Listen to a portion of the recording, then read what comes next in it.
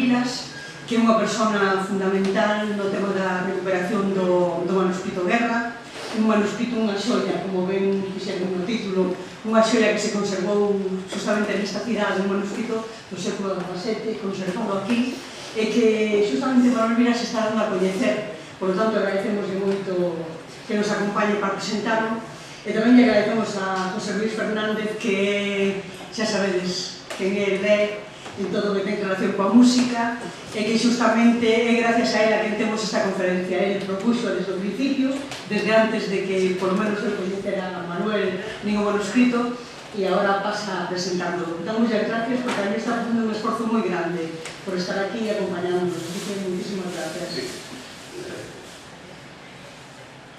Bueno, buenas tardes a todos. Puede que fuera en una ocasión anterior, pero yo lo que tengo en la memoria es haber escuchado por primera vez a Manuel Vilas por ocasión de la primera edición del Festival Vía Estelae, que fue en el año 2006. Fue un recital en la iglesia de San Miguel de Saros. Yo me acuerdo porque no llegué con tiempo suficiente y tuve que escuchar todo el recital sentado en el suelo. Eso quiere decir que había mucha gente. Bien, en ese mismo festival también con Marta Infante hizo una serie de conciertos, creo que no en Santiago, sino en los caminos que tienen a Santiago.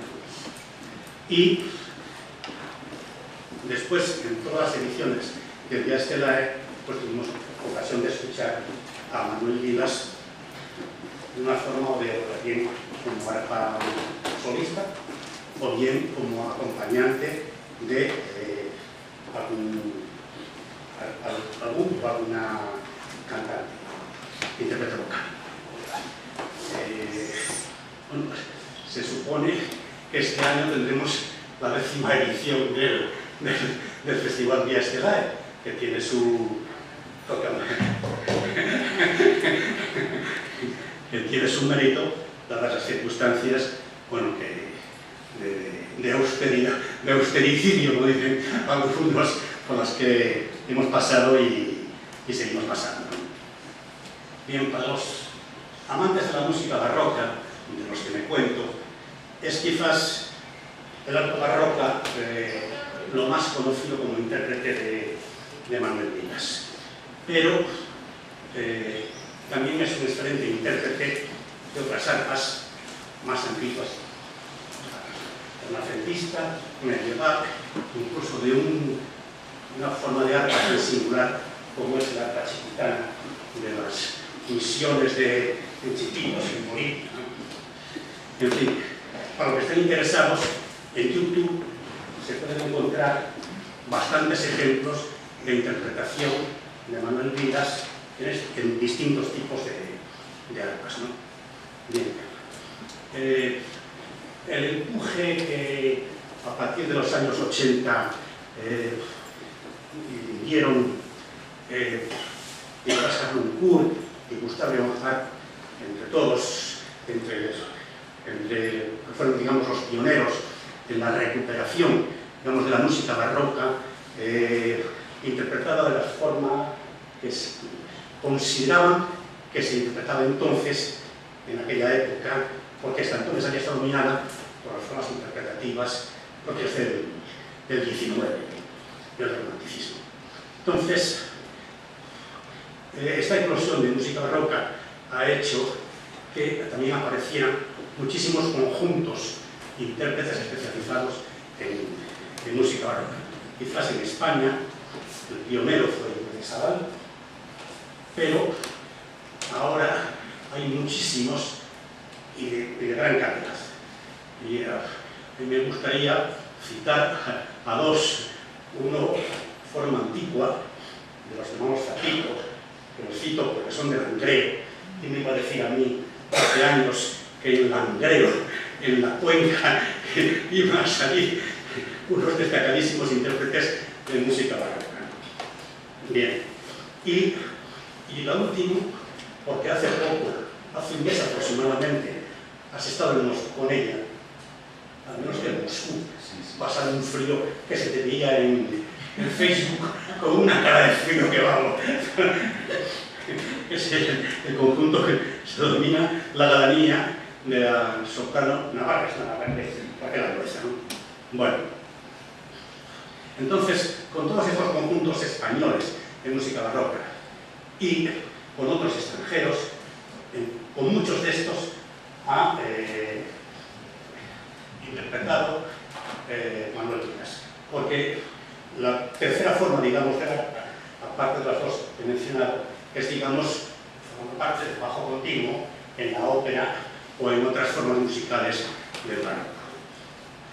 Y no es por nada, pero tuve ocasión de escucharlo en Bilbao, en el Teatro Barriera, precisamente en el prototipo de los hermanos Zapito, en la interpretación de la epopea de Monteverdi. Casualmente estábamos en Bilbao y fue por una ocasión más en que tuve ocasión de escuchar a Manuel.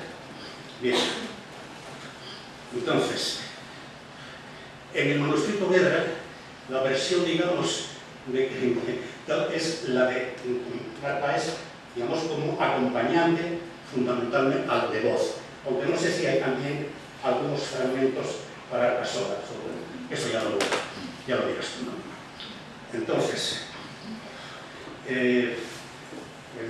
Manuel Vilas ha sido el director del proyecto de recuperación de este manuscrito, el manuscrito Guerra, y también ha conseguido la grabación en 6 CDs del manuscrito, de los cuales 3 de ellos ya han sido editados, son los interpretados, el primero por Manuel, claro, por Isabel Monar, el segundo por Juan Sancho y el tercero por Isabel Arias Fernández.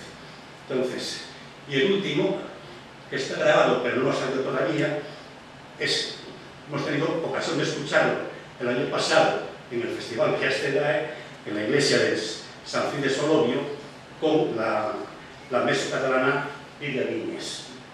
Bien, entonces, solo quisiera, para terminar, hacer una gracieta que no sé si a Manuel le gustará porque es una persona modesta.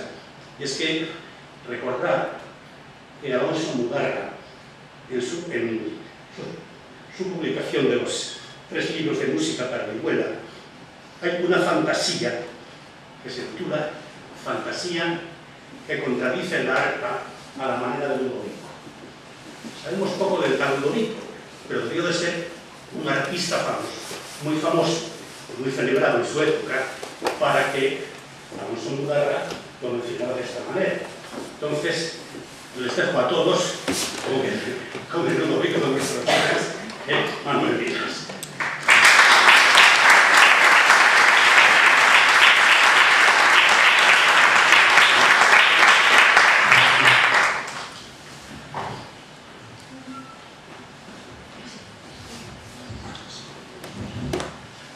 Bueno, José Luis, moitísimas gracias por as túas palabras da presentación, que é, verdad, unha maravilla. Fixeche repaso dunhas cousas que, por verdad, algunhas delas non me acordaba, pero agora, cando te escoitaba, así que facendo memoria, me acordaba efectivamente ese concerto en San Cid e outras cousas máis. Bueno, moitas gracias. E tamén gracias a Pilar, por suposto, do Ateneo, por invitarme a falar do manuscrito Guerra, que non hai cousa que me guste máis que falar deste manuscrito, porque saleu con uns 17 anos. E, como comprenderán, hai moitas ocasións de dar a tabarra sempre para falar do manuscrito Guerra. Entón, pois, bueno, esta ocasión, a verdad, que un momento perfecto para falar uns aspectos, unhas pequenas cousas, e que saiban máis ou menos os que non o coñecen que é o manuscrito Guerra. Entón, primeiro vou empezar definindo así claramente de que estamos falando. Que é o manuscrito Guerra? Ben, pois é un manuscrito musical que se compón de 111 folios en pergamiño e en papel, que está conservado pois a poucos metros de aquí, na Biblioteca Xeral da Universidade de Santiago.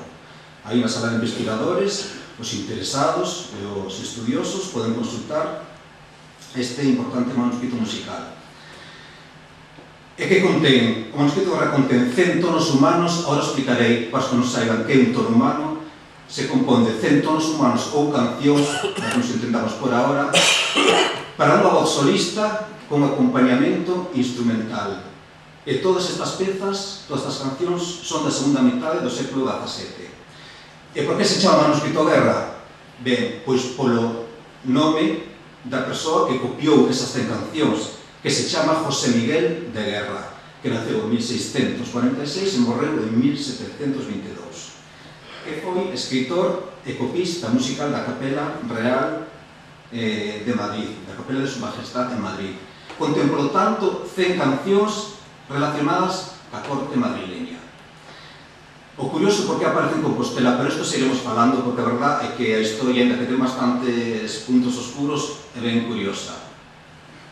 Entón, se máis ou menos sabemos a que estamos a falar. Manuscrito Guerra, que nos escribiu, e que é o que? Manuscrito musical, que se compón de 100 tonos humanos. Pois para que non saiba que é un tono humano, vou falar un pouquiño de que é un tono humano. Ben, un tono humano é simplemente unha canción, unha composición musical en verso, escrita en castelán, profana, se temas amorosos, que é prácticamente o 100% do que falan estas cancións, do amor, dos ciúmes e de todo o que se pode sufrir de amor. Son estas 100 cancións do século XVII, español, e en contraposición aos tonos o divino, que serían de tema sacro. O que estamos a falar aquí no Manuscrito Guerra son de tons ou de cancións de temática profana. A estrutura que reúne destas cancións é, sobre todo, un estribillo e coplas. Agora podemos ver e escoitar alguna. Pero tamén hai muchos exemplos que se sale desta norma. Pero o principal é estribillo con unha serie de coplas.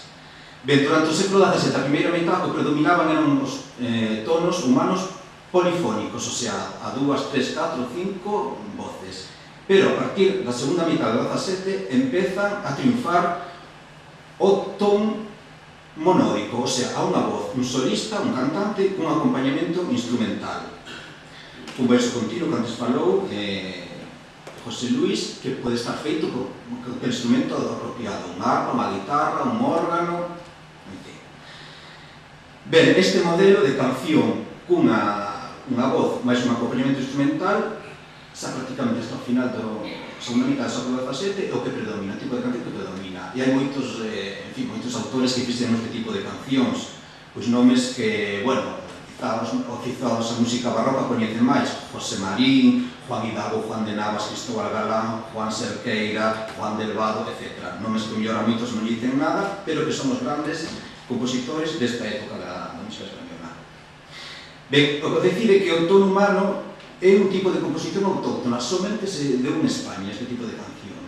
O sea, nin Francia, nin Alemania, nin Italia tiña outro tipo de tipos de estruturas de cancións profanas, pero esta se deu solamente na Península Ibérica e, polo tanto, tamén en América Latina. Ben, os instrumentos máis aceitados para facer parte do acompañamento son, sobre todo, dous, se nos atemos as fontes, tanto manuscritas dos propios manuscritos que nos indican, como as fontes literarias ou os cadros. Ben, o instrumento aceitado número 1, este é unha guitarra barroca de 5 cordas, 5 órdenes. E outro que é realmente apropiado para este tipo de cancións esta. É a arpa, isto me toco eu, a arpa de 2 ordes, de 2 filas de cordas. Esta é unha copia dun arpa que se conserva en Ávila. Estes son os 2 instrumentos cos que basicamente se facían os tonos humanos, aínda que, por suposto, hai outros, por exemplo, o que dicía antes da tecla, o órgano, o clave, o arquilaúde, a vihuela de arco, etc. Pero estes 2 son os principais.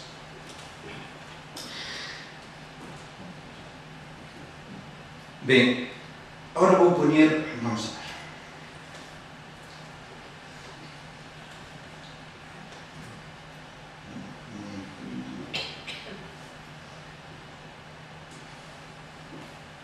Esta parte que máis me cuesta, andar buscando aquí as cousas, porque quero que vexan isto.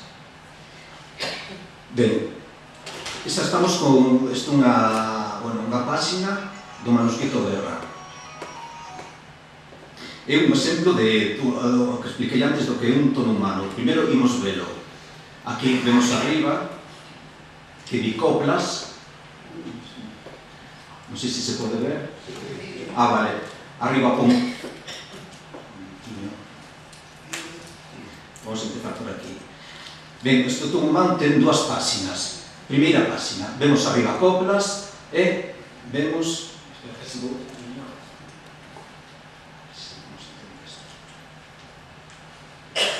Hola, hola, sí? Vale.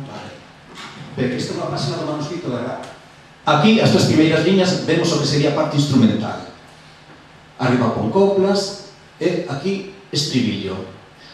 Ben, isto sería o que teria que facer a guitarra ou a arpa. Colle esta parte e despois, con esta base, o instrumento improvisa. Fai acordes, fai notas de paso, fai melodías, etc.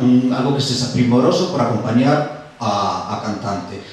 Aquí vemos estribillo, xa a parte vocal co texto, que corriendo e volando, cantando el albor, etc.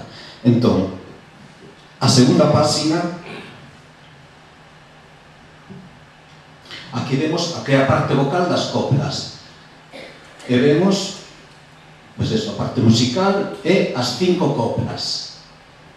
O sea, este é o tono que falaba antes, a estrutura máis habitual. Estribillo e coplas. Aquí as coplas teñen unha música concreta, que é sempre a mesma, e o que hai que cambiar é o texto. A veces, nestes casos, en efectos prácticos, vai moi ben normalmente a primeira, pero despois, cando empezas a meter as seguintes coplas, a adaptar a música, é cando empeza a haber problemas, pois, porque a veces non coincide o ritmo do texto co ritmo da melodía, ou porque de repente hai un verso que ten unha sílaba de máis, etc. Pero, bueno, o importante é, da interpretación destas cancións, facer todas as coplas. Ben, agora, xa que viron, máis ou menos que un ton humano, xa viron unhas páxinas do manuscrito, ahora vamos a escoitar que como realmente isto é música, quer dicir, é a maneira de transmitir.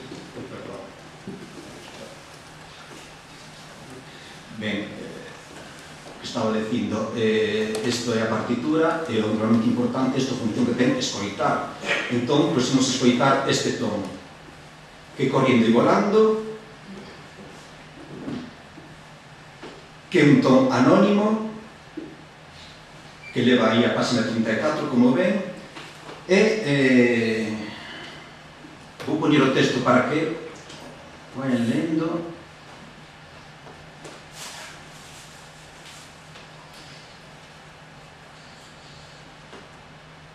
O texto está aquí.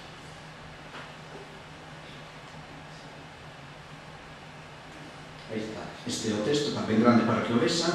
E agora imos escoitar este ton que corriendo e volando, un dos 100 tonos humanos do manuscrito de Garraf.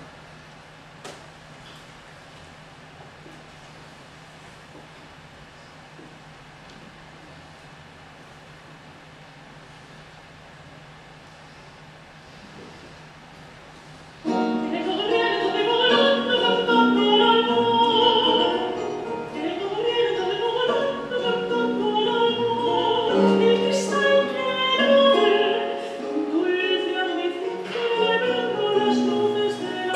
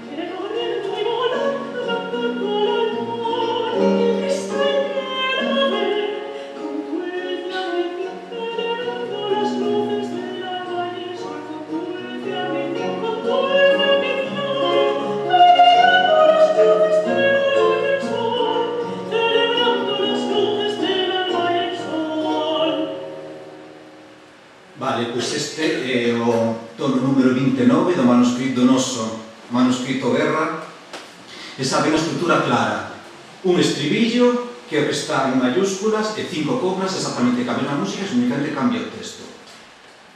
Ben, este, a veces a linguaxe do barroco español un pouco críptico. Este, en realidad, bueno, se poden percibir, é un diálogo entre un ruiseñor e un regato.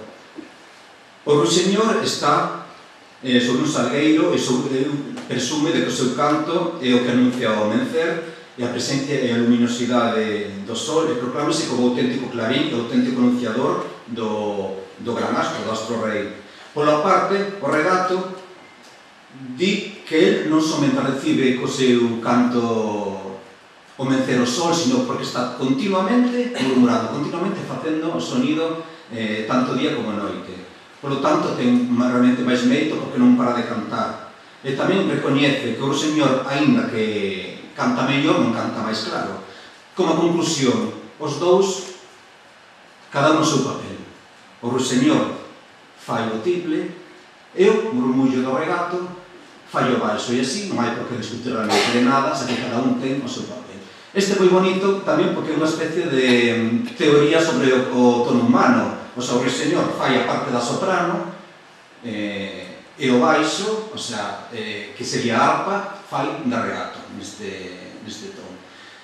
Como saísen sai de autor anónimo, é o manuscrito Guerra, é a única fonte no que aparece esta canción, porque algunhas destas cancións das que estamos a falar aparecen en outros manuscritos que están espallados en diferentes lugares, pero este temos a sorte de ser a única fonte que contén esta canción tan fermosa. Ben, xa sabemos o que é un tono humano, xa sabemos, vaimos aprendendo cousas, e agora vamos a describir un pouco o manuscrito. Entón,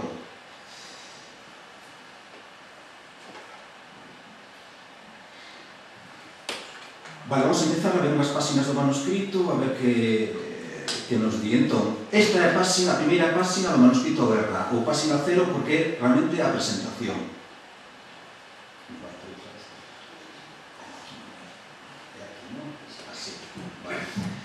Ben, a páxina 0.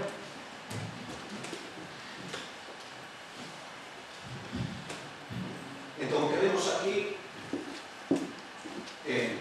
bueno, primeiro, o material que está feito é importante, é pergaminho.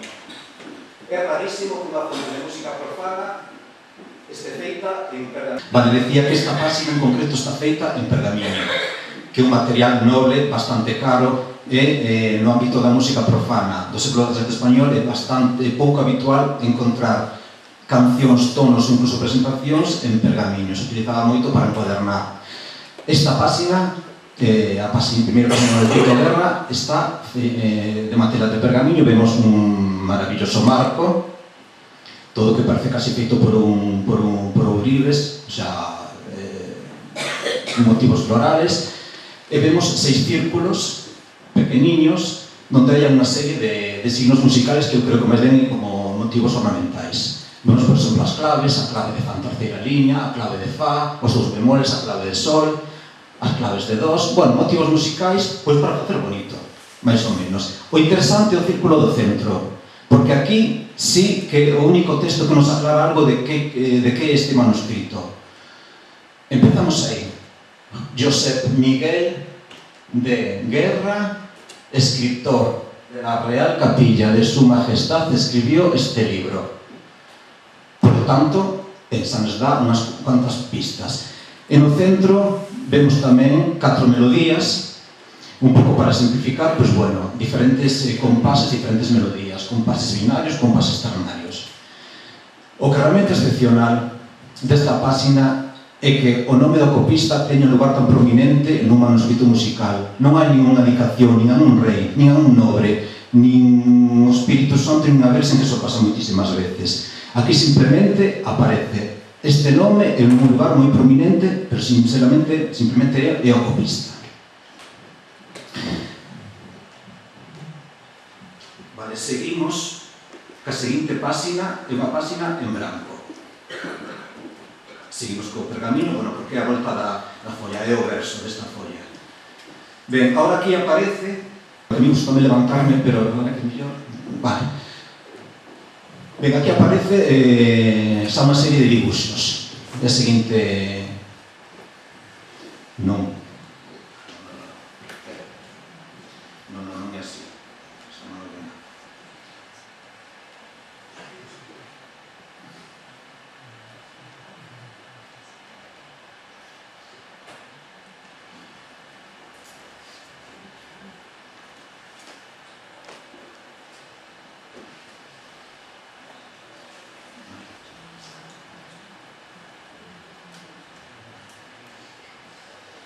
Ben, a seguinte páxina... Bueno, a seguinte páxina é o índice. Seguimos en pergamiño, simplemente un orden a A, os tonos humanos, as cancións que empezan por A, pon o folio, pon a páxina, así seguimos BC, D, E, F, G, H, o título das cancións, co seu páxina e o seu número. Ahora, chegados a este punto, falta perdeuse unha folla que probablemente fora o resto do índice, a L e a Z. E ahora sí que pasamos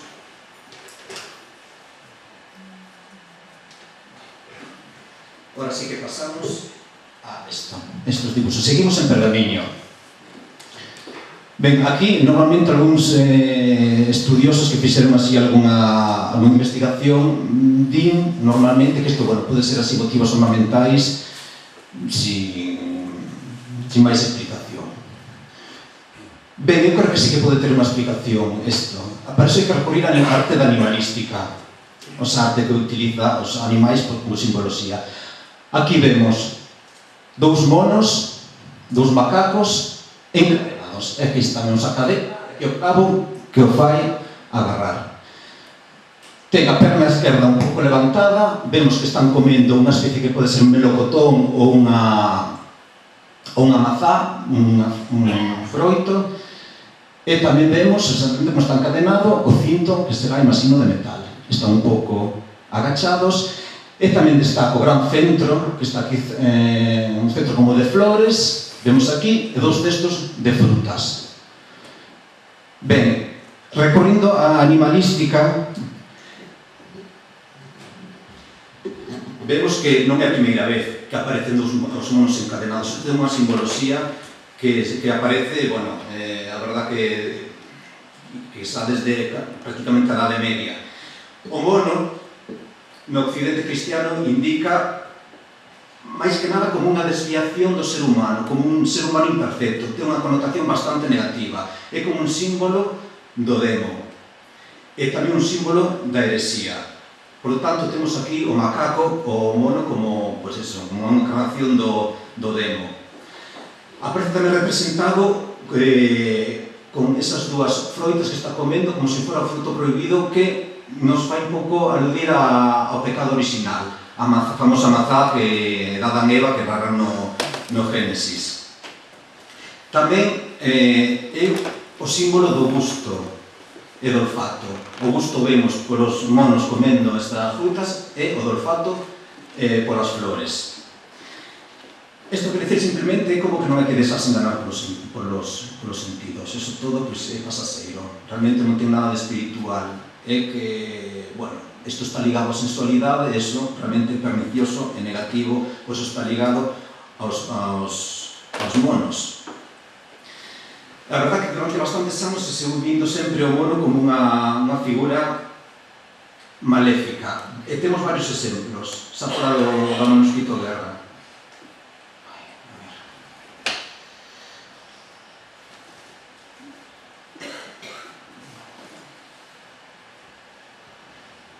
Un dos máis famosos, este, de Alberto Durero, A Virxen do Macaco.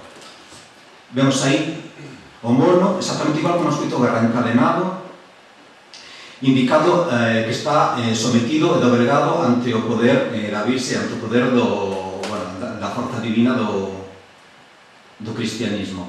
Temos aquí outro mono dun autor holandés do século XVI, e os monos encadenados de Pieter Bruegel. Por lo tanto, non está claro que isto realmente non é unha iconografía que se inventara o copista, sino que é unha simbología que xa ten unha longa tradición. Por lo tanto, esta página vemos como un punto un pouco negativo e indicadora do pecado. Seguimos a seguinte página e aparece a primeira canción do manuscrito en El trono de Esmeraldas, que non vamos falar dela, ainda que é unha peza moi interesante, pero é a única peza que está escrita no pergamiño que ten estas letras capitais, así bastante ornamentadas, ten 3 partes, sales un pouco da estrutura habitual de estribillo e coplas, e aparte o texto é unha peza, un canto de louvanza ao monarca, a Carlos II e a raíña presente que era Mariana de Austria. Non é momento ahora de descifrar isto, pero é un canto realmente de louvanza e de loor hacia os monarcas. Na seguinte página vamos a ter que recorrer outra vez a animalística.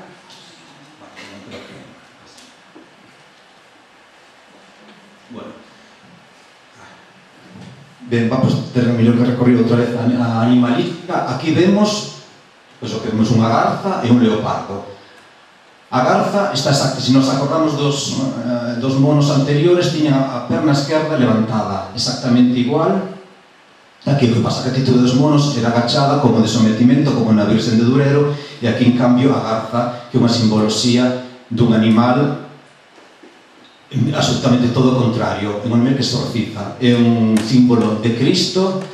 Aparte, é un animal que se come as serpes, que se come todo o elemento negativo e diabólico, e a súa actitude erguida, incluso temos aquí unha fiera que tamén está ligeramente sometida á figura da garza. Por lo tanto, que se pode decir de todo isto? A verdade é unha maneira bastante sutil e bastante elegante de facer unha dedicatoria.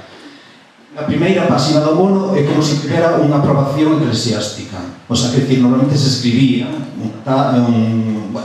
pois eso, que esta aprobación, que pasaba a censura e que tales autoridades eclesiásticas daban por bo esta edición ou este manuscrito. Realmente recoñecendo a parte negativa do mono, poñendo justamente no medio un dedicado aos monarcas, rematando co poder da garza que pode eliminar calquer poder demoníaco que poda subir. Realmente o manuscrito xa ten un poquinho máis de sentido a quen pode estar dedicado ou a que pudo ser, a que pudo pertencer. Ben, a partir de aquí acaba o pergamiño e todo empeza en papel. Esta é a página 7, a segunda canción, e a partir de aí xa hasta o número 100 conclúe o manuscrito con as 100 cancións.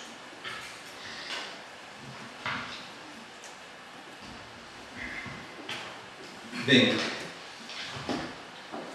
ahora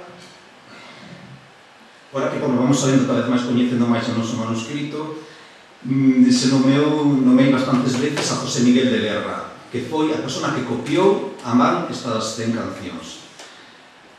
Vou falar un pouco de ver quen era este personaxe, inda que hai moitas por ahora, porque en isto das investigacións xa se sabe que a mellor dentro dun ano xa se sabe máis cousas e xa se podía aclarar certos aspectos. O único nome que aparece escrito nestas 100 cancións porque non aparece ningún nome de autor de música ou de letra. O único nome, a única referencia que vimos antes na primeira página, que é de José Miguel de Guerra, que foi o copista que copiou estas 100 cancións. Era de orixe fidalgo, polo tanto, era un nobre, pero da escala máis ben baixa. E moi novo, aos 21 anos, empezou a súa actividade como copista musical para a Capela Real de Madrid.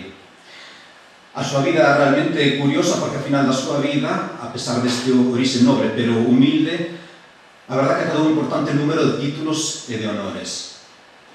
Ben, empeza a traballar aos 21 anos, pero non é hasta os 30 anos, hasta 1676 en concreto, cando ele obtén o posto xa permanente na Casa Real de Copista. A parte de copista, fixo outros postos. Por exemplo, de servizo da Raíña Mariana de Austria, a nai de Carlos II, que parece que logrou por méritos, xa que, como xa dixen, era de orixe fidalgo e non tiña ningún pariente con postos na corte. Por lo tanto, é probablemente fora conseguir ese posto por méritos, non por casta, digámoslo así. Sabemos que en 1680 viaxa a fronteira francesa para ir a buscar a que sería a nova raíña, María Luisa de Orleans, que se prometera con Carlos II, viña de Francia, e José Miguel de Guerra formou parte dese séquito para ir a buscala e acompañala hasta Madrid. Estivo en Italia un ano, probablemente nas súas tareas diplomáticas, por exemplo, falou co Papa Inocencio X, estivo con o Virrei de Nápoles, pero en principio nada que ver, nin como copista, nin ca música. O que sí podemos decir é que a partir de 1685 auséntase varias veces do seu traballo, porque parece que non tiña moito interese de copiar música, eso tamén é certo. A súa intención, a partir de 1685, de facer estes viaxes, parece ser que necesitaba demostrar que era dunha alta alcurnia, e para iso necesitaba buscar certificados que acreditasen que ele en concreto descendera de Alfonso X Sabio, ni máis ni menos. Entón, José Miguel de Guerra, que é unha persona realmente especial que lle interesaba moito medrar na sociedade e na corte, a única maneira de conseguir títulos era esa, certificados e probas. Ni máis ni menos que Alfonso X, non existe certo non, pero que sí sabemos que fixo varios viaxes polo norte de España. Non sabemos o motivo, inda que pode ser probable que fora por esta cuestión de buscar información. Sabemos que estivo en Santiago de Compostela, pero non sabemos nin cando exactamente, si que sabemos que despois deste ano, en 1685, nin sabemos exactamente para que, pero quizá buscaba algún documento, algunha proba para a súa tarefa de buscar información, pois pode ser. O caso é que sí que debeu demostrar que era descendente de Alfonso X, porque a partir de agora se chama José Alfonso de Guerra e Villegas. Por lo tanto, é interesante o noso manuscrito, porque, como vimos na dedicatoria, pon José Miguel de Guerra. Por lo tanto, o manuscrito pode ser que o trouxera Santiago é bastante tentador pensar que o trouxera por algún motivo que non sabemos cal. E outro é que, como a partir de agora é José Alfonso de Villegas, Alfonso por Alfonso X, realmente, como non puso no manuscrito, pois, lógicamente, é da etapa anterior. Ben, a partir de aquí a súa carreira empeza en ascenso. Rei de Armas, vou ler os títulos porque son bastantes. Rei de Armas, aposentador maior da Raíña, cronista xeral do Imperio, principal cronista das Ordes de San Juan, Calatrava, Santiago Alcántara, Felipe V Noma Cabaleiro da Orde de Santiago, escritor maior de los reales privilegios escritos en pergamino. É unha infinidad de títulos. Pero todo a partir deste momento, precisamente. Cásase tamén con unha muller de orixe aristocrático de alta alcurnia, María de Sandoval Barros Molina. Ben, en 1722, o noso José Miguel de Guerra morre. E desa biblioteca as súas pertenzas ao seu fillo Juan Alfonso de Guerra e Sandoval. Aquí é interesante tamén, como por nada do mundo o que lle costou conseguir o nome de Alfonso, o seu fillo tamén lle puso Juan Alfonso de Guerra. Desta biblioteca que dou ao seu fillo non se sabe absolutamente nada, pero sí que se sabe da biblioteca do seu fillo, que cando morreu en 1738 fixo un inventario no que, non aparece ningún libro de música e non aparece o manuscrito Guerra. Polo tanto, o camiño da familia Guerra para a posteridade, porque pudo aparecer aquí, creo que non é posible. Así aumenta a teoría de que José Miguel Guerra sí que trouxe o manuscrito con él por algún motivo, e aquí ficou aquí de alguma maneira. Ben, da formación musical de José Miguel Guerra non se sabe, a verdade que moi pouco. Probablemente tiña os coñecementos mínimos para copiar as músicas. Pero é verdade que nin nos seus viaxes, nin na súa vida, nin nos seus documentos mostra máis mínima interés pola música. E, ademais, se sospeita que a partir de 1675, cando empeza a medrar socialmente, xa non copia música. O sea, xa deixa a tarea. É un pouco como tivo un posto e a partir de aí consigo o que quiso e xa non me interesou máis. O manuscrito Guerra este, a verdade que parece máis un regalo que outra cousa. Que ten a grandísima calidade que ten, a utilización do pergamiño, un papel de moi boa calidade. É un manuscrito impecable, non ten erros, non ten borróns, non ten case errores. É verdad que despois eu que estudei as 100 cancións, é verdad que hai un par de cancións que me deron un pouco a lata por algún posible erro de copista, pero son cosas absolutamente mínimas. E sobre todo un cancioneiro unitario, son 100 cancións, é como unha selección das millores cancións que se escoitaban na corte en Madrid. E parece que non houbo moita trata de que foran feitas para interpretarse no momento, quero decir, é utilizado como libro de atril. Sobre todo porque está bastante ben conservado, é moi limpo, moi puro, casi non ten señales de uso. Outra explicación que se enviara a Viena, José Miguel de Guerra copiou música para Viena, entón porque aparece en Santiago, que fora un regalo para a reina Resende, pode ser, pero bueno, o curioso é que aparece en Compostela. Ben, xa vamos sabendo un poquinho máis e agora un poquinho o momento de explicar algo tamén de música, outro tono do noso manuscrito. Ben, é un que se chama Manda la Piedad. Primeiro quería dicir unha cousa, ahora como xa sabedes o que é o manuscrito Guerra, dicen que se compón de 100 cancións para unha voz e acompañamento. Isto non é de todo certo. En realidad son 98 cancións para unha voz e acompañamento instrumental e 2 cancións para 2 voces e acompañamento instrumental. Tamén dicen que eran 100 cancións tonos humanos de carácter profano. Tampouco é certo, en realidad. 99 sí que son profanas, pero unha é sacra, que aquí vamos a escoitar agora, que é unha cosa realmente excepcional. Entón,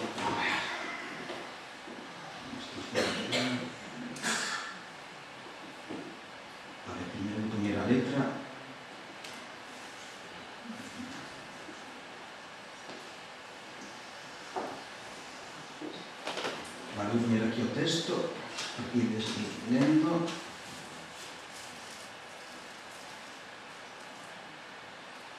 Ben, aquí está. Manda la Piedad. Así tamén vedes outra estrutura. A canción que escoitamos antes era a estrutura típica de coplas e estribillo. Aquí solamente son o que se dice coplas, ou sea, unha determinada melodía que ten a mesma música e vai cambiando. É un tono o Santísimo Sacramento, é un tono divino. Primeiro fala da contrición e do arrepentimento que temos que ter antes de tomar a Eucaristía. A realmente excepcional é que aparezca no medio este ton. A verdade, os estudiosos que falaron antes do manuscrito Guerra se lle escapou este detalle. O que pasa, eu como traballei e coñezo as 100 cancións, dime conta realmente que a temática que imos ver, a temática profana. Manda la Piedad, que vai cantar o tenor Juan Sancho, Eligio Quinteiro a guitarra e eu carpa.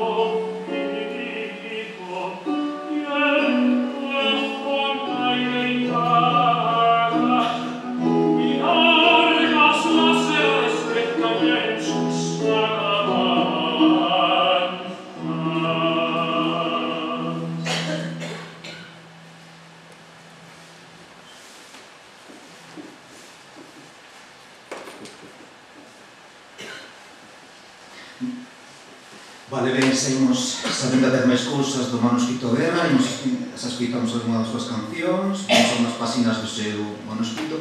Agora queria facer un punto e aparte, e contar unha historia absolutamente diferente. E se me permito contar como se fora un conto, casi. Ímonos agora a unha pequenísima poboación na provincia de Burgos, que se chama Coruña del Conde, non ten nada que ver con a nosa Coruña, evidentemente. Ali, un matrimonio, estamos falando na primeira metade do XVIII, non sei exactamente que ano, pero bueno, entre 1730 e 40, máis ou menos. Hai un matrimonio, Narciso Marín e Catalina de Aguilera, aparentemente moi humildes, pastores e gandeiros, teñen unha serie de fillos, digo unha serie porque non está ainda claro cantos. Sin embargo, destacan dous. Hoxe en día son famosos dous. Un en concreto, que se chama Diego Marín, é toda unha persona moi recoñecida no mundo da aeronáutica. Que Diego Marín, que naceu en 1757, era un home peculiar, axudaba a seus pais e lle gustaba moitísimo as aves. A súa idea era volar, realmente quería volar e permitirse desde a vista de páxaro poder contemplar o mundo. E nas seas tareas de pastoreo se dedicaba a mirar os páxaros e intentou facer un aparato para voar. Con alas, sempre a veces collía os mismos animais, os mataba, tamén é certo, e todo para estudiar as súas alas e a súa obsesión realmente durante toda a súa vida é que ele quería voar. Total, que as súas investigacións, os seus estudios e con amigos, fixe unha especie de aparato feito de ferro, de outros materiais, e desde o cerro desta poboación de Burgos intenta voar.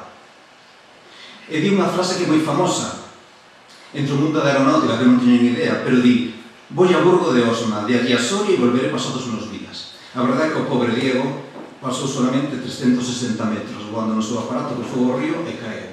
E a partir de aí, a xente lle tiña pouco respeto, a xente se volaba de él e destruíronlle o seu aparato que tantos anos e tantos esforzos lle costara. Ben, Diego Marín hoxe en día, como dixen, é unha persona que non coñecía, depois vemos a ligazón que ten con todo isto, é uns precursores da ciencia aeronáutica en España. No aeroporto de Burgos hai unha placa dedicada a él, e parece ser que unha persona moi ben considerada e moi respetada, incluso se fixe unha película sobre a súa vida. Pero ben, deste matrimonio de Narciso e de Catalina, xa falamos de Diego, pero vamos falar de outro destes fillos, un irmán de Diego, que é Marcos Marín. Ben, de Marcos Marín o que podemos saber foi bautizado en 1745 e a súa familia era moi humilde, pero realmente non sabemos por qué, ou polo menos non o sei por agora, chegou a ser un importante cirujano probado por el Real Protomedicato de Madrid, cirujano por el Colegio de Barcelona, e en 1781, aquí xa entra a nosa cidade, este personaxe, Marcos Marín, en 1781 toma posesión como cirujano maior del Real Hospital de Santiago. E a partir de aí adquire respetabilidade, un cirujano realmente respetado, boa e con moito prestixio, e faise cirujano del Cabildo del Hospital de San Roque, catedrático del Colegio de Cirugía de Santiago, catedrático de Cirugía e Anatomía da Universidade de Santiago, cirujano de San Martín Pinario, e moitos títulos. Era unha persona realmente coñecida, sobre todo no mundo das persoas, que se algún de vos investigou ou sabe da historia da medicina en Galicia no século XIX ou da Facultade de Medicina, este é un personaxe bastante coñecido. Marcos Marín se casa con Magdalena Salas e sabemos unhas cousas dele. Realmente debe ser unha persona con carácter. Pide un aumento de sueldo, non se lle concede, pero despois ten pleitos contenciosos con a Universidade de Santiago polo seu posto de traballo e as súas cátedras, tamén ten pleitos por romper unha silla, por destrozos nunha ventana, bueno, en fin, unha persona parece ser que de carácter. En 1809 morre en Santiago. En ese ano os franceses saquean o mosteiro de San Martín Pinario, onde ele era cirujano, e aí se destruen moitísimos libros e moitísimos enseres, moitísimos nobles. Ben, seguimos con Marcos Marín. Marcos Marín e Magdalena Salas teñen, polo que eu sei, dous fillos, Juana Marín e Sala. Sabemos de Juana Marín e Sala que en 1873 foi enfermera maior do Hospital de Santiago, seguindo un pouco pois así a estela do seu pai.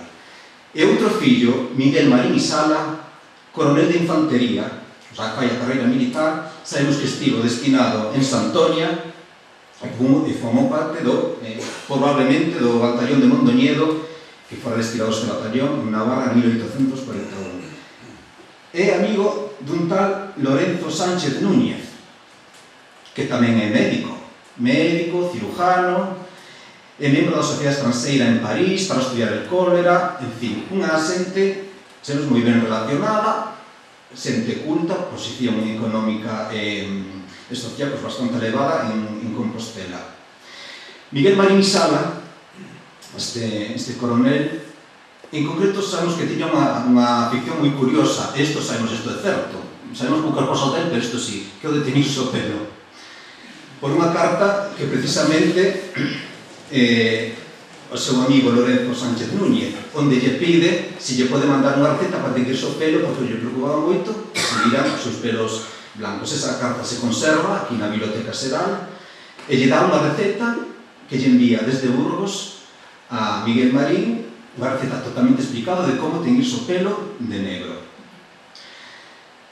Ben, Miguel Marín, seguimos.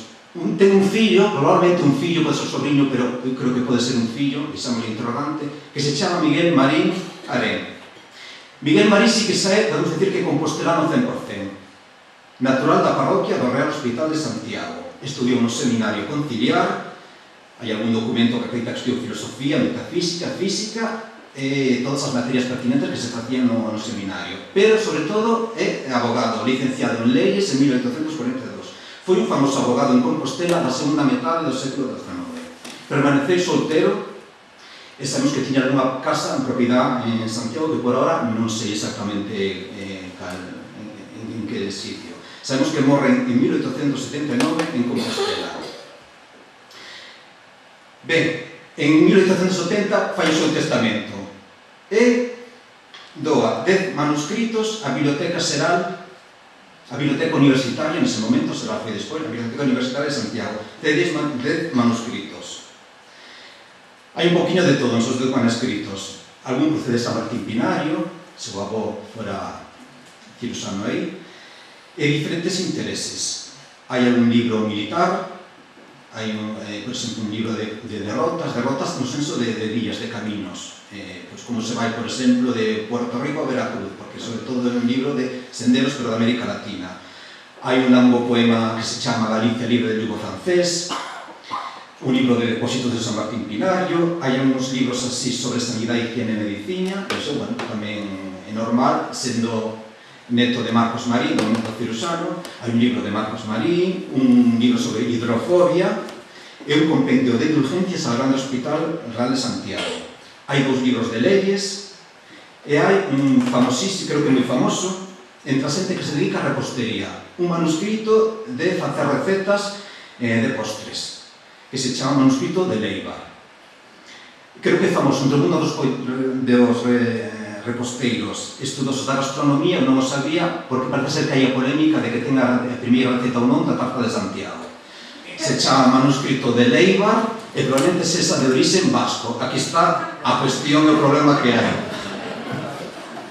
Pero ben, o libro da repostería de Leiva non solamente ten recetas de postres, tamén ten recetas de como teñir o pelo, que é a gran obsesión do pai de Miguel Marín, e aparte, pois, bueno, recetas varias, remedios caseiros, pois como teñir unha tela, bueno, algunhas cousas así de beleza. Por su pai debía ser realmente bastante presumido.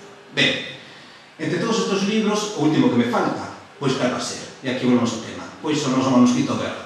É un dos 10 libros que doa Miguel Marín, o abogado Miguel Marín, a Biblioteca Universitaria de Santiago. E aquí é o misterio grande, realmente.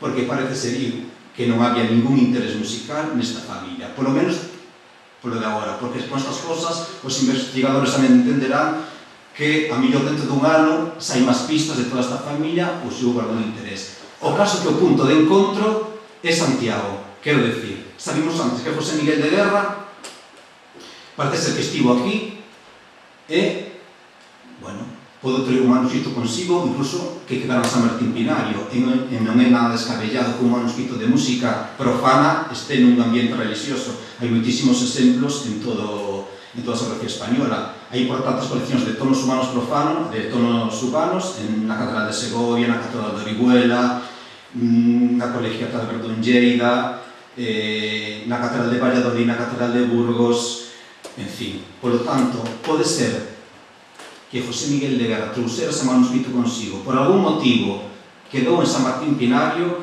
e por algún motivo Miguel, o abuelo, Marcos Marín, o cirujano, que trabajaba a millor, pois ten relación co ataque dos franceses. Quizá veu un manuscrito, veu algúns libros de San Martín Pinario e colleu para que se salvase. Pode ser. Por agora, realmente, é un misterio que este manuscrito musical, que ademais é un dos máis importantes que existe deste tipo de cancións, aparecerá realmente aquí en Compostela. Ben, seguimos co itinerario do noso manuscrito e quedamos en Miguel Marín, que o doa en 1480 a Biblioteca Xeral. E aí xa queda. Pero que está totalmente esquecido. Anos despois, en 1987, a Biblioteca Xeral decide encuadernar algúns dos manuscritos, encaderna todo o fondo os 10 manuscritos de Miguel Marín, fai unha encuadernación para a súa mellor preservación. Esta é unha foto, son eu, esta sala de investigadores da Biblioteca Xeral, e aí vemos o manuscrito, tal como o aspecto que ten agora. Do que se fixo con respecto antes, que o único cambio é que o índice pasa do principio ao final, pero despois non hai absolutamente ningún destrozo, ni ningún elemento extraño que poñen desorden ao manuscrito. Simplemente iso, e se fai esta encuadernación en holandesa, unha tapadura, para que se preserve mellor este aspecto que ten naturalmente o manuscrito Guerra. Ben, en 1887 se encaderna, pero sigue indo olvidado. Non é hasta 1998 cando se edita a USC, a Universidade edita o seu catálogo xeral de manuscritos, e ali sí que aparece xa, entre outros moitos manuscritos, sobre todo procedentes de San Martín Pinario, do Colexio dos Jesuítas de Santiago, aparecen tamén os 10 manuscritos, xa debidamente, ca súa asignatura, debidamente ordenados e catalogados, os 10 manuscritos do fondo do abogado de Miguel Marín. E aí é onde vine, precisamente o mismo ano que se editou o catálogo, e dime conta de que existía un libro de tonos humanos en Compostela. Con respecto a mí, eu xa levaba anos traballando anteriormente o tema dos tonos humanos, que é un tema que sempre me interesou. De feito, xa fixera concertos, algún disco con tonos humanos que se conservan, por exemplo, na familia Contarini en Venecia, que ten tamén un libro de tonos humanos que fixera unha grabación, unha investigación, ou os tonos humanos da zona de Cataluña, que tamén fixera un estudio. Por lo tanto, a miña sorpresa é que na miña cidade aparecera un libro de tonos humanos, a verdade que foi unha sorpresa grande. Pero, paralelamente a isto, realmente que ten o mérito de descubrilo un pouco así a comunidade científica, pasou aproximadamente en 1998, Álvaro Torrente, do que vou a falar agora. Álvaro Torrente, que é un dos fillos de Gonzalo Torrente Ballester, e ora realmente un bo amigo meu, pois está facendo a súa tesis, o seu traballo sobre pliegos de villancicos. E, chegou aquí a Compostela a investigar ese tema. O caso é que, como lle pasa a moitos investigadores, moitas veces buscando unha cousa atopas outra. E casualmente encontrou este manuscrito que non coñecía, e non é máis que non coñecera el, e que prácticamente todos os estudiosos da música barroca española, os tons humanos, non o nombran, ningún, sin excepción.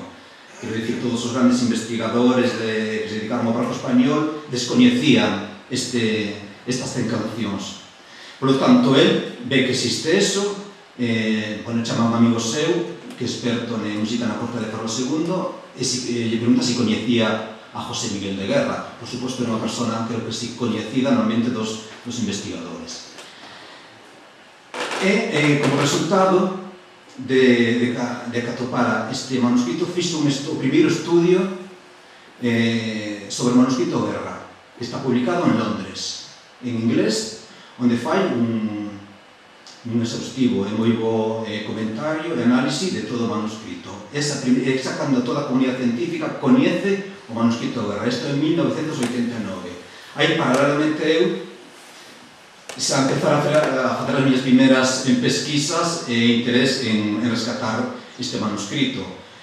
Digo as miñas primeiras charlas na Universidade de Santiago sobre estas cancións, pero o meu interés principal era, sobre todo, claro, como músico que son, non tiña tanto interés en facer un estudio ou de editar a música, sino en facela. O sea, para mí o interés era facela e, sobre todo, gravarla. Por que música? Al final é música, quero dicir, o papel está moi ben, pero realmente, como se disfruta isto, é ou nun concerto ou como nos aquí, nun disco, que realmente un soporte no que pode quedar e podes escoitar todos na vosa casa estas cancións. Por lo tanto, a miña principal preocupación sempre foi esa grabación, que quedara esa constancia e que se podera disfrutar da música. Ben, xa levo 17 anos con el, porque estas cosas son longas, son 100 cancións, e, bueno, resulta realmente que leva bastante tempo a transcripción de todas as cancións, ver se hai algún posible error, ainda que hai moi poucos, e ben, xa fai 17 anos que estou investigando e gravando este manuscrito. E ben, un pouco é o que vedes aquí, quero dicir, están 3 discos, o meu proxecto é a grabación dos 100 cancións en 6 discos, dos que saíron ao mercado, 3, creo que tedes aí á dereita, nesa mesa. Empezaron as miñas pesquisas para intentar buscar, evidentemente, subvencións e apoios institucionais. Non vou decir os que non me fixeron en caso, non vou decir, pero si os que si me fixeron en caso e que son o pilar fundamental. Bueno, antes de nada, ben quería, con respecto a este proxecto que sigo con el do manuscrito Guerra, falar dunha serie de personas. Primeiro, Álvaro Torrente, que é profesor da Universidade Complutense de Madrid e presidente do Instituto Complutense de Ciencias Musicales, que foi a persona que paralelamente fixo este estudio en inglés, que me serviu de moito, e os envía un bo amigo, unha persona realmente generosa. Por outra parte, a Pilar Alén, porque foi a primeira que, cando eu estaba justamente empezando con investigar no escrito Guerra, ela se me deu confianza para facer as miñas primeiras charlas, un curso que organizaba ela, o primeiro en facer así unha serie de conferencias sobre o manuscrito Guerra. Andrés Díaz, meu querido amigo, porque me deu moitas pistas sobre a familia, os avatares da familia Marín. Aí seguiremos porque ainda hai moito que investigar, porque realmente unha familia apaixonante, a familia Marín. A Isabel Rey, que está facendo un importante traballo sobre a guitarra en Galicia no século XIX-XX, por algúns aspectos da guitarra relacionados con este manuscrito, que é verdad que non dicen antes, que dicen que non fora usado, pero probablemente algún guitarrista lle botou un man por unha serie de probas que, bueno, ahora quizás non hai moito tempo de ver. Moi importante ao meu irmán José Ángel, porque me estudou moito cos textos, que ainda que sabedes que a letra é bastante clara, pero, bueno, sempre entre os dous imos comparando, mirando e vendo posibles confusións que podera haber. Bueno, toda a miña familia, que sempre están aí para apoiar absolutamente todo, cualquier cosa de intendencia, cualquier cosa que fixera falta. A Biblioteca Xeral e o súo amabilísimo persoal da sala de investigadores, a Javier Garballo, cando fora vicerrector de Xestión Cultural, porque me fixo, verdad, impulsón importante para levar a cabo a grabación dun dos volúmenes, a Escola de Música Berenguela, porque aí se pudo ensayar, a ciclo José de Baquedano e su tiempo, e a Carlos Villanueva, porque se interesaron moito en programar un dos concertos do Manuscrito Guerra. Auditorio de Valga, que foi no que se grabou o primeiro disco. O Centro Dramático Galego e a súa directora, naquele momento Cristina Domínguez, por ceder o Salón Teatro para gravar o segundo. A un maravilloso crego Don Plácido e a todo o povo de San Vicente de Pombeiro en Ferreira de Pantón por deixar a súa iglesia para gravar algúns dos volúmenes que ainda non saliron, que saliu que unha das mellores acústicas e mellores iglesias que hai en Galicia e parte de... Pois sí, vou dicer parte dos Traseiro porque xente da Alemania me chamou preguntándome pola acústica desa iglesia. Despois aos cantantes e os músicos que interveniron no proxecto: Isabel Monar, Juan Sancho, Francisco Fernández Rueda, Isabel Arias, Mercedes Hernández, que está en Compostelana tamén, José Antonio López, Lidia Curtis, o guitarrista Eligio Luis Quinteiro, organista francés Bruno Fort, Santi Miró. Pero, de todos estos, os tres grandes pilares son: a discográfica Naxos, inglesa, con sede en Hong Kong, que en canto falei coa directora xeral, Edith Ley, o meu proxecto de querer gravar o Manuscrito Guerra, díxome, por suposto, que tiña todo o seu apoio e que lle interesaba moitísimo gravar os 6 discos. Tampouco vou dicir as discográficas que non quixeron porque non vale a pena, pero hai que encontrar realmente xente tola que a veces tola no senso de que gravar 6 discos dun manuscrito descoñecido de música barroca española realmente hai que, en fin, que ter ganas de ter unha vista a veces pouco comercial. A Radio Televisión de Galicia, Pablo Barreiro, o xefe de produción, porque foi o que se encargou de gravar os 6 discos polo patrocinio da Radio Televisión de Galicia para gravarlo. E, por suposto, o pilar fundamental e importante e vital, que non se podía facer nada, que o Festival Vía Estelae, o seu director artístico, José Víctor Calou, que lle deseo moitos anos de vida. Ben, eu xa quería arrebatar desto, ainda que quedan moitas cousas, pero que non hai tempo e tampouco cuestión de dar todo isto. Sempre remato nos concertos que fixe no Manuscrito Guerra sempre con estas palabras. A cidade de Compostela realmente coñecida, sabemos todos no mundo entero por bastantes cousas. Todo o mundo coñece o seu camiño, o seu pórtico da gloria, o seu códice calistino, as súas rúas, etc. Pero Santiago, como todas as grandes cidades, Venecia e outra, hai os tesoros ocultos. O tesoro oculto, digo que non é que este escondido, pero realmente o Manuscrito Guerra é un dos tesoros ocultos. O sea, para a historia da música española é un manuscrito fundamental. Non se pode comparar cas coleccións de tonos humanos que hai noutros sitios. E hai nas importantes coleccións de tonos humanos en San Francisco, en California, en Madrid, en Barcelona, en Lisboa, en Venecia, pero ninguna se pode comparar con o noso Manuscrito Guerra, que é unha fonte vital para coñecer a canción española e o tono humano. Unha recopilación de 100 cancións, un manuscrito feito como un regalo, un presente para un rei, un monarca, un noble, e, bueno, a cualidade desa música realmente alta. Eu queria poñer a última, non sei se me dá tempo, pois vou poñer a última peza que se chama Vuelve Amarilis Divina. Este un tono profano, como dicen hasta ahora. E se compón de 5 coplas e un estribillo. E ten a particular isto que ten un ritmo como de danza ou de baile, o ritmo de jácara. O ritmo de jácara era un tipo de baile bastante habitual entre a xente que vivía pola noite. Os jaques eran xente de mal vivir, unha especie así de delincuentes que co seu ruido das guitarras facían ruido pola noite e, bueno, está moi relacionada o mundo dos jaques e das jácaras co mundo da delincuencia, sobre todo con moitos poemas de Quevedo. O ritmo de jácara, que basicamente é este bono... Este ritmo de jácara, bueno, despois foi utilizado, incluso hai moitas pezas de ámbito sacro que se fixeron pezas con este ritmo. Imos a escoitar entón Vuelve Amarilis Divina, que é a última das pezas que imos escoitar do Manuscrito Guerra, por Yetzabel Arias, a soprano cubana, Elicio Luis Quinteiro a guitarra e o arpa e Santi Mirón a viola da gamba.